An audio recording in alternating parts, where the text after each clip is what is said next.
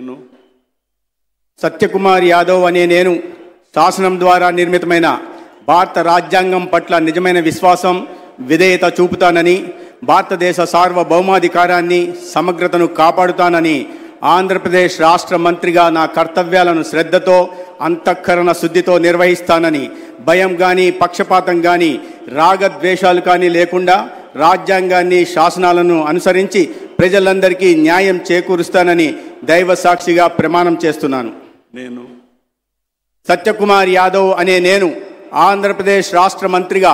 నా పరిశీలనకు వచ్చిన లేదా నాకు తెలియవచ్చిన ఏ విషయాన్ని నా కర్తవ్యాలను సక్రమంగా నిర్వహించేందుకు అవసరమైన మేరకు తప్ప ప్రత్యక్షంగా కానీ పరోక్షంగా కానీ ఏ వ్యక్తికి లేదా వ్యక్తులకు తెలియపరచనని లేదా వెల్లడించనని దైవ సాక్షిగా ప్రమాణం చేస్తున్నాను.